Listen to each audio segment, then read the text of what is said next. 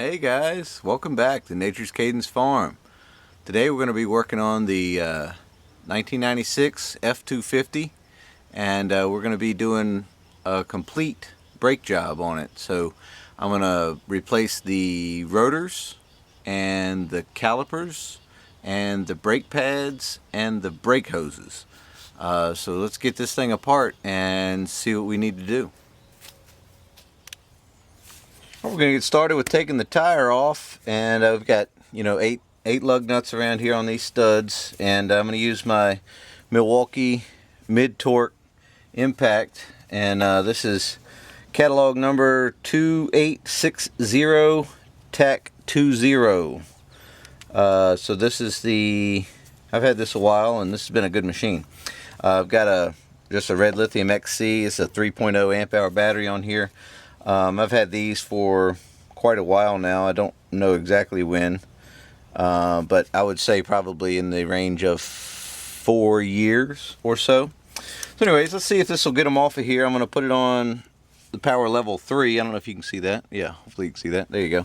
And let's see what we can do.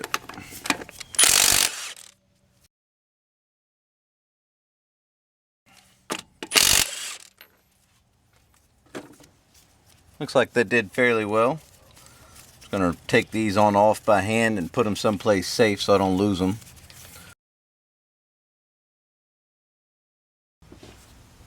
Let's see if we can get this tire off of here without much trouble. Sometimes they can be a real bear. Might have to kick it.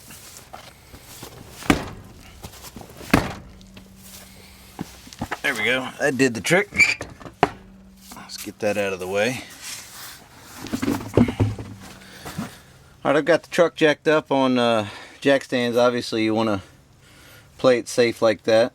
So let's see, next up we can go ahead and pull this caliper and caliper bracket off, because the calipers I got came preloaded, and or semi-loaded I think is what they called it, but it's the caliper on the bracket already. So let's go ahead and get this off of here.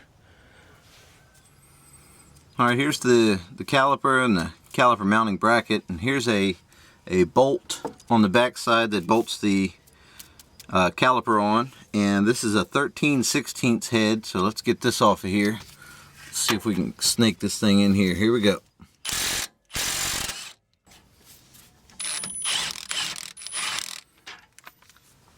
Alright, we got that bottom one off of there. Here's what the bolt looks like. Alright, the caliper took a little coaxing to get off of there because it was kind of stuck around the lip of the rotor. We're going to replace these rotors anyways, so no big deal. Next up, we're going to go ahead and get the hub off, the manual locking hub here, and then get the actual rotor assembly and hub off of the spindle. So that's the next step. So we're going to need to get Allen wrench to fit these little bolts here that hold this locking hub on. Alright, I've got a 9/64 T-handle Allen wrench here, and it seems like it fit in there really well. I'm going to use my breaker bar here to keep it from turning while I break all these free. I know these haven't been taken off in the 9 years I've owned it, so I guess that's pretty good service, right? Oh good, they all came loose without any trouble. Let's go ahead and spin these out of here. I'm going to leave them in there for now if I can. Run that in there a little bit, so there we go. I'm just leaving a few of the threads left in there so I can pull my Allen wrench off, and then I'll finish pulling them out by hand.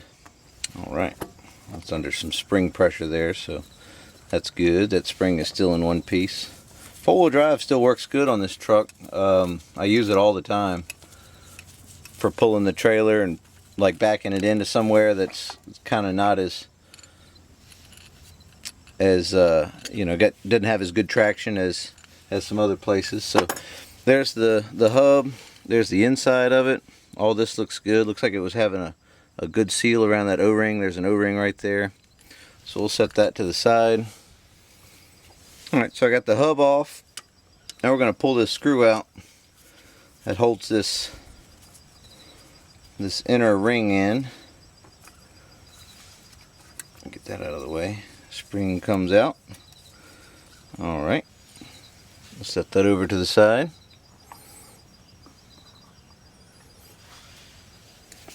Go ahead and put this screw back in where I took it out of, just in case, so I don't lose it.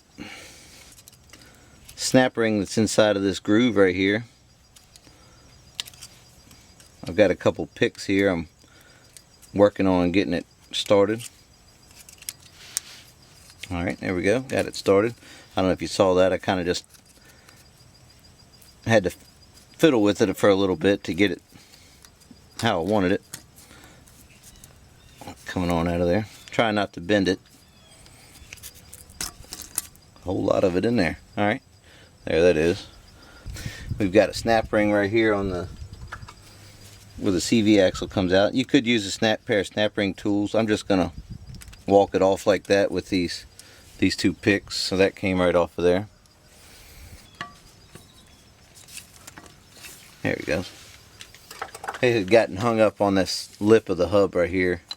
I'm just taking my time pulling this off slowly. All that looks good. Inside of the hub here, we've got this lock nut. Now this was only on finger tight, but that's what it looks like. So you'll need this socket.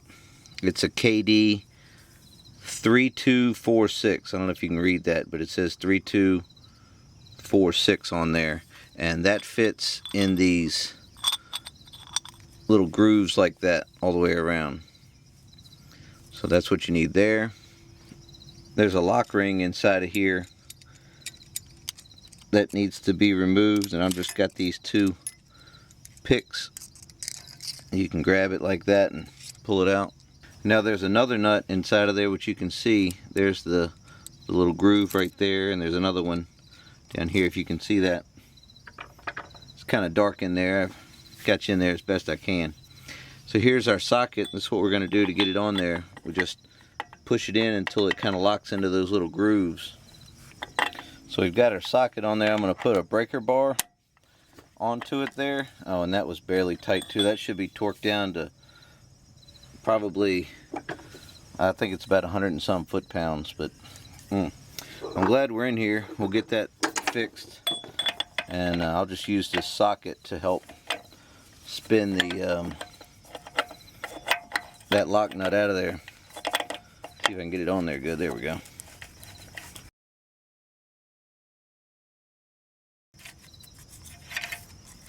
There we go. Alright, there that is. Alright, you can see I just pulled on the rotor there, and it comes on out. Let's go ahead and pull it off of the, there's the bearing. That came on out of there. I'll set that over to the side here.